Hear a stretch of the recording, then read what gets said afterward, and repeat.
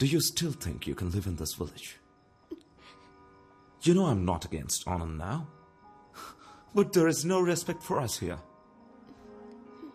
I've completely lost hope. That's why we are leaving.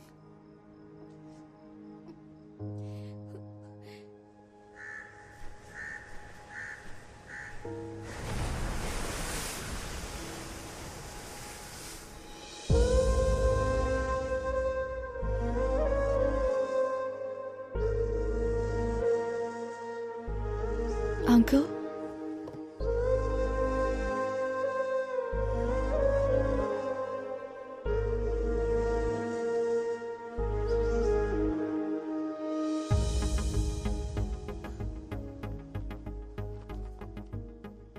ఒక 2 minutes మీతో మాట్లాడాలి uncle. మీరు మమ్మల్ని హేట్ చేయడంలో ఒక న్యాయం ఉంది అంకుల్. మేము ఇండియన్స్ మీద అంత వైలెన్స్ చేశాం, స్లేవ్స్ లా ట్రీట్ చేశాం. ఎన్నేళ్లు గడిచినా ఆ హేట్రెడ్ మాత్రం అలాగే ఉంది అంకుల్. మై గ్రాండ్ మా టోల్డ్ ఇండియా అందరినీ హక్ చేసుకుంటుందని, లైఫ్ ఇస్తుంది అని. కానీ నాకు అదృష్టం లేదు అంకుల్. ఆనంద్ లాంటి ఒక కైండ్ పర్సన్ ఒక అర్థం లేని పగకి బలవుతాడని అనుకోలేదు. ఆనంద్ నా లైఫ్లో ఎప్పుడు తోడుగా ఉంటాడని అనుకున్నాను, కానీ జ్ఞాపకంగా మిగులుతాడని అనుకోలేదు. These are all original land documents, uncle. And one more thing, uncle. ఇంతవరకు మా వల్ల మీకు జరిగిన అన్ని అన్యాయాలకి ఓల్డ్ బ్రిటిష్ పీపుల్ తరపున, మీరు పడ్డ కష్టాలకి అందరి తరపున సారీ అంకుల్.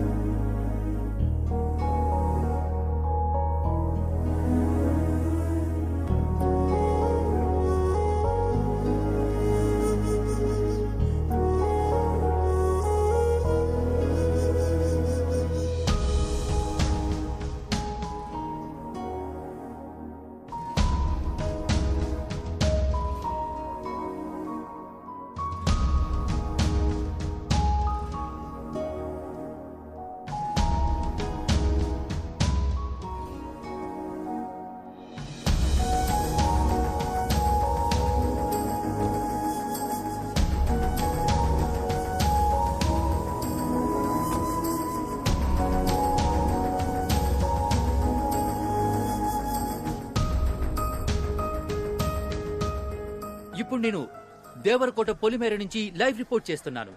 ఆనంద్ని ఈ ఊరు నుంచి బహిష్కరించే సంఘటన చూడటానికి ఈ గ్రామమే మూకుమ్మడిగా కదిలి వచ్చింది. మీరిప్పుడు అదే చూస్తున్నారు. ఇక్కడ ఒక పెద్ద ఆయన ఉన్నాడు, ఆయన అడిగి మరిన్ని విషయాలు తెలుసుకుందాం. తాత, ఏంటి బాబు? ఇలాంటి సంఘటన ఇంతకు ముందు ఎప్పుడైనా జరిగిందా, లేక ఇదే మొదటిసారా? ఇలాంటి సంఘటనలు ఇంతకు ముందు చాలా జరిగాయి, కానీ ఇదే మొదటిసారి. చూశారుగా జనం ఎంత ఆతృతగా ఎదురు చూస్తున్నారు. అయితే ఆనంద్ వచ్చేసినట్టున్నాడు. అతను వచ్చిన తర్వాత ఇక్కడ ఏం జరగబోతుందనేది ప్రత్యక్షంగా చూడండి. ఇదిగో ఆనంద్ వచ్చేసారు. ఆయన వెనకాల ఊరి జనం కూడా తరలి వస్తున్నారు. ఎంఆర్ఓ గారు వచ్చారు, ఇన్స్పెక్టర్ గారు కూడా ఉన్నారు. ఇప్పుడు ఆనంద్ ఊరి సరిహద్దు దాటబోతున్నారు. మీరు చూస్తున్నారు, ఇదే ఆ సరిహద్దు రేఖ. ఆనంద్ దాటేస్తున్నారు. ఆనంద్ ఆయన ఆగిపోయారు, రేఖ దాటలేదు. ఇటు ఊరి జనం కూడా చాలా చిరాగ్గా ఉన్నారు. చూడండి, వీడు మళ్ళీ ఏదో మొదలెట్టాడు. ఉందని బయటకు పోమని చెప్పండి సార్. ఆ దేశద్రోహికి ఈ ఊళ్ళో చోట్లేదు సార్. నీ వల్ల ఊరు పరువైపోయింది. పోరా బయటికి. ఆపండ్రా. నేనెందుకు బయటకు వెళ్ళాలరా? నేనేం తప్పు చేశాను? నేను వెళ్ళనురా. ఏం పీక్తారా? ఏంటా లండన్ ప్రిన్స్ కోపంగా చూస్తున్నావు? ఇండియాకి సంబంధించిన ఒక్క విషయమైనా ఫాలో అయ్యావు నువ్వు? అయ్యాన్రా, మీ అందరికంటే 100% ఎక్కువగా ఫాలో అయ్యాన్రా. All Indians are my brothers and sisters అనేది ఫాలో అయ్యాను కాబట్టే ఒక బ్రిటిష్ పిల్లని లవ్ చేశాన్రా.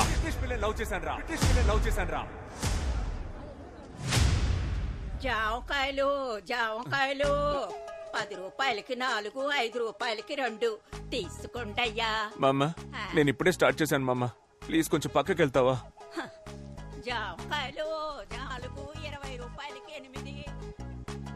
ఏయ్, ఏం మాట్లాడతావురా? దేశభక్తి అంటే ఏంటో తెలుసా నీకు?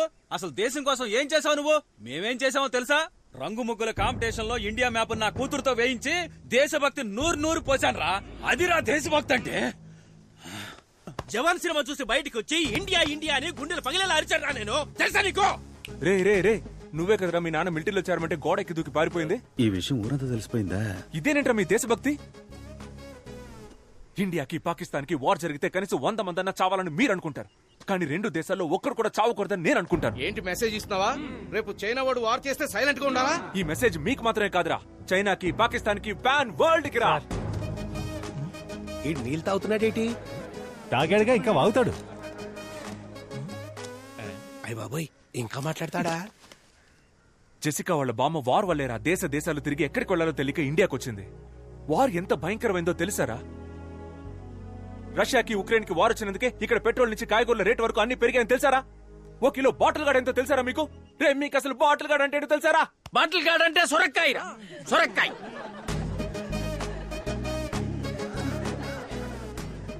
సార్, ముందు బార్డర్ నుంచి బయటికి పంపించాడు సార్ విని.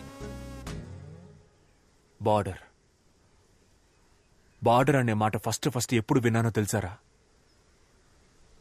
మా పక్కింటి ఆంటీ మా అమ్మ దగ్గరకు వచ్చి, అక్క నీ చీర బార్డర్ బాగుంది, నా చీర బార్డర్ బాగుందా అని అడిగింది. అప్పుడేరా ఫస్ట్ టైం విన్నాను ఆ మాట. నాకు తెలిసిందల్లా ఒక్క బార్డరేరా. ఏం మాట్లాడుతున్నాడు? వేరే ఏ బార్డర్ నాకు తెలియదురా. బాగా చెప్పావు తమ్ముడు, కరెక్ట్. అసలు ఈ బార్డర్లే ఉండకూడదు, మనకొద్ది బార్డర్. ఎవరది? నేనే తమ్ముడు. అన్నా నువ్వు రానా సార్, కొంచెం తప్పుకోండి. నువ్వు రాన్నా, నువ్వు చెప్పన్నా బార్డర్ ప్రాబ్లం గురించి. ఎన్నని చెప్పమంటావు తమ్ముడు? 1, 2 మనశాంతిగా బార్డర్ క్రాస్ చేయలేకపోతున్నాం. ఒక ఫుల్ బాటిల్ తెచ్చుకోలేకపోతున్నాం. తరిమి పట్టుకుంటున్నారు. అదిగో ఆయన పట్టుకుంటున్నాడు, ఇదిగో ఈయన పట్టుకుంటున్నాడు. రే ఆగు, నువ్వు ఏ బార్డర్ గురించి చెప్తున్నావు? యానం బార్డర్ గురించి తమ్ముడు. ముందు పోరా ఇక్కడి నుంచి. మీకు ఒకే ఒకటి చెప్తున్నాను రా. ఒకటి చెప్తానని చెప్తూనే ఉన్నా. అవును తమ్ముడు, బాగా లేట్ అయింది. మీ నాన్నగారు కూడా వచ్చారు. బాయ్ చెప్పి వెళ్ళిపో. నాన్న, నన్ను మీరు కూడా అర్థం చేసుకోలేదా నాన్న? Emotional drama. 10th standard school competition లో ఫస్ట్ ప్రైజ్ విన్ అయినప్పుడు అక్కడున్న వాళ్ళంతా ఎవర్రా మీ నాన్న అని అడిగితే నేను మీ పేరే చెప్పాను కదా నాన్న.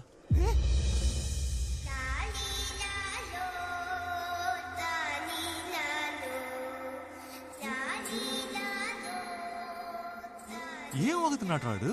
టీచర్ని ఎక్కువ క్వశ్చన్స్ అడిగానని స్కూల్ నుంచి పంపించేశారు, స్లిప్పులు పెట్టానని కాలేజ్ నుంచి పంపించేశారు, సినిమా అయిపోయిందని థియేటర్ నుంచి పంపించేశారు, ఇప్పుడు లవ్ చేశానని ఊరి నుంచే పంపించేస్తున్నారు. ఇంటెలిజెంట్ పీపుల్ అంటేనే మీకు నచ్చదు కదరా. ఆ రోజు సోక్రటీస్, ఈ రోజు నేను. చాలరా, పోన్రా. నేను ఒక బ్రిటిష్ అమ్మాయిని లవ్ చేశానన్న ఒకే కారణం వల్ల కొంచెం కూడా హ్యూమానిటీ లేకుండా ఇలాంటి దారుణమైన పనికి తెగబడిపోయారు కదరా.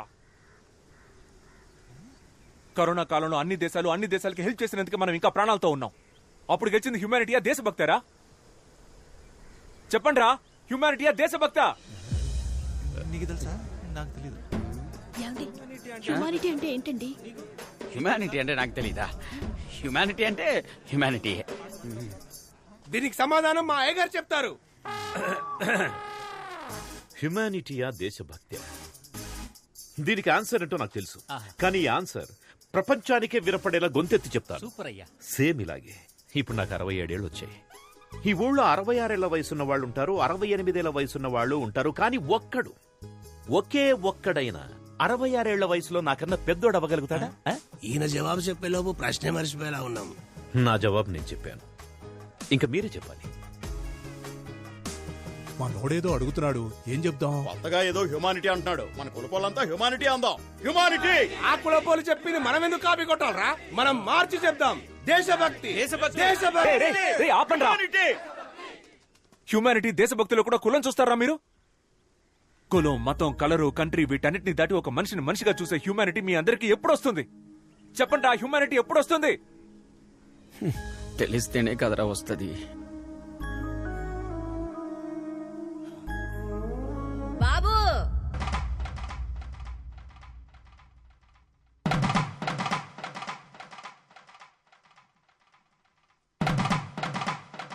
బాబు చిన్న వయసులో E=MC² అర్థం తెలియకనే జామకాయలు అమ్ముకుంటున్నా. అలాంటి నాకే హ్యుమానిటీ అంటే ఏంటో అర్థమయ్యేలా చెప్పావయ్యా. నువ్వు చల్లగా ఉండాలి బాబు, చల్లగా ఉండాలి నాయన.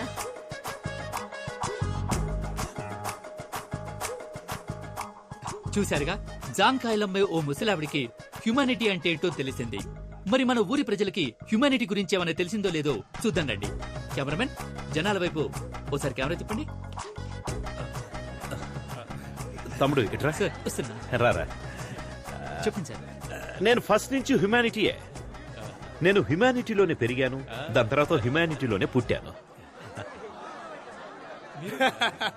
నేను హ్యుమానిటీయే, ఎప్పుడు హ్యుమానిటీయే, పైగా మేము అందరం కూడా హ్యుమానిటీయే. నేను కూడా హ్యుమానిటీయే సార్, హ్యుమానిటీయే. రేయ్, ఇప్పుడు చెప్పండి రా, హ్యుమానిటీయా దేశభక్త? ప్రేమ దేశమా? ఈజ్ ఈక్వల్ టు ఇప్పుడు ఈ ఊళ్ళో నేను జెసికాని మీట్ అవ్వచ్చా, మాట్లాడొచ్చా? చూడలేవు, మాట్లాడలేవు. ఏరా? వాళ్ళు తిరిగి లండన్ వెళ్ళిపోతున్నారు. ఈవినింగ్ 6 గంటలకు వైజాగ్ నుంచి ఫ్లైట్. Humanity humanity. పదరా పద. మనం వెళ్దాం అన్నా. ఎక్కడికి రా? రే రే రే రే, తను జెసికాలో ఉందిరా. ఆపరా ఆపరా ఆపరా.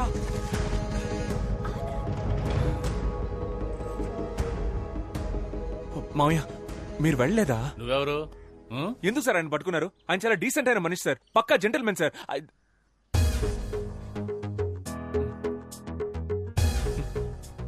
ఆయన వదలరా సార్? వదలనే వదలం. మీరు సూపర్ సార్. మావయ్య సూపర్ మావయ్య. మామా నువ్వు బంగారం. నువ్వు నాతో మాట్లాడద్దు సార్, మాట్లాడొద్దని చెప్పండి సార్. మాట్లాడకమ్మా. ఆనంద్, మాట్లాడుకో. నీకోసం నేను 3rd World War ఫేస్ చేస్తుంటే నువ్వు నన్ను వదిలేసి వెళ్ళిపోతున్నావు. ఆనంద్, ప్రేమ దేశం అంటే ఏంటో తెలుసా నీకు? అట్లీస్ట్ ప్రేమికుల రోజైనా తెలుసా నీకు? ప్రేమ అనేది తమ్ముడు ఇక్కడ కూడా స్పీచ్ ఇస్తున్నావా? నాన్నా, మీరు నా స్పీచ్ విని మారిపోయారా నాన్నా? నీ స్పీచ్ విని నువ్వు మారుండొచ్చు, మేమంతా స్టార్టింగ్ నుంచి కరెక్ట్ గానే ఉన్నాం. కదలుడు. అవును. ఎక్కడ్రా భూపతి? ఏ భూపతి, రారా. నా ఇమేజ్ అంతా స్పాయిల్ చేసావు. ఇవ్వమ్మా. ఇదిగా క్యాచ్. ఆ? అది ఆయన. అవి మా బావగారికి ఇచ్చేయి. అయ్యా నో అయ్యా. రే ఇవ్వరా. అయ్యా కుదరదయ్యా. రేయ్ అది ఎక్కడ్రా? అయ్యా ఇదిగో. ఆ.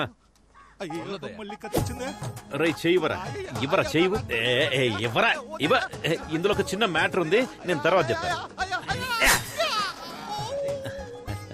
మీ అందరికి ఒక డౌట్ ఉంటుంది కదా, తెల్లవాళ్ల రక్తం అంతా తెల్లగా ఉంటుందని. ఇప్పుడు అది క్లియర్ చేస్తాను.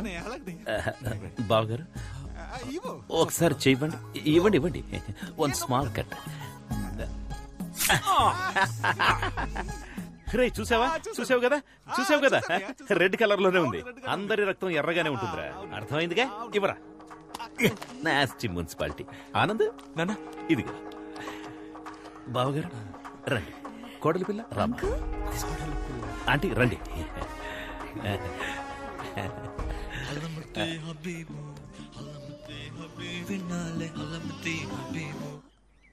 హలమతి హబీబా అంటే? నాకు నిజంగా దాని అర్థం తెలియదమ్మా. ఆ రోజేమో లస్క్ టపా, ఇవాళేమో హల్మతి అబీబా. ఇలాంటి కవులందరూ మనతో పాటే మన చుట్టుపక్కలే నక్కి నక్కి తిరుగుతుంటారు. వాళ్ళు నా చేతికి దొరకాలి.